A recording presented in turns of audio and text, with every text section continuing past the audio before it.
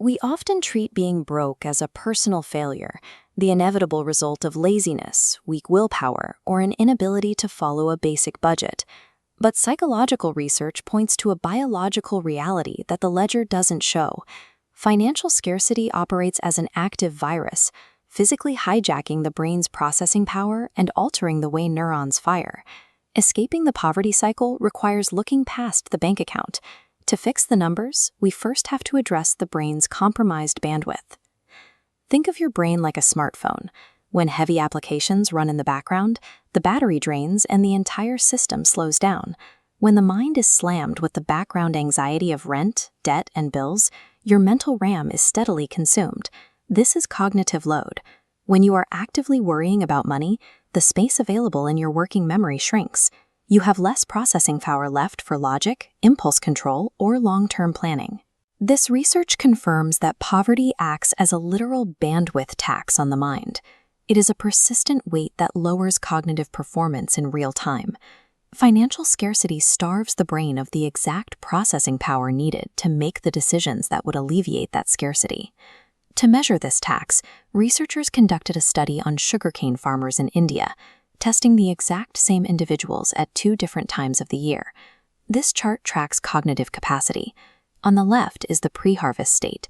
Facing severe financial scarcity, the farmers scored significantly lower on fluid intelligence and executive control. The right side shows those same farmers after the harvest, once they received their seasonal pay. Their scores jumped. With the money in hand, their cognitive performance returned to its baseline. The farmers didn't become smarter over a few weeks. The influx of money simply cleared their mental RAM, restoring their ability to think clearly. Author Terry Pratchett captured how this tax plays out in the real world with his Boots theory of economic inequality. A wealthy person buys a durable $50 pair of boots that lasts 10 years. A poor person can only afford a $10 pair that fails within a season. This dual line graph tracks their expenses over a decade. Over that decade, the poor person spends twice as much money on boots. They pay more while still suffering from wet feet because the cheap material constantly leaks. This theory applies to modern markets through artificial scarcity and fast fashion. Global supply chains produce low-quality goods engineered to degrade, forcing those with the least resources to buy them again and again. The system is designed to drain the cash of those who lack the cognitive and financial slack to buy their way out of the trap. Individuals in this trap survive through juggling, a daily mechanism of shifting inadequate funds to patch whichever crisis is most imminent. Researchers measure this through objective financial fragility, the literal, factual inability to come up with funds for a sudden emergency. But there is also subjective financial fragility. This is the emotional response to financial demands, the crushing stress and toxic shame that money management creates. This subjective shame leads to avoidance.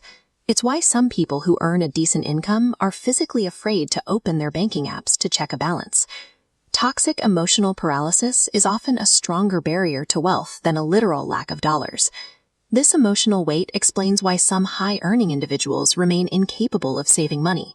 It manifests as doom spending, buying items for an immediate dopamine hit because the future feels foreclosed.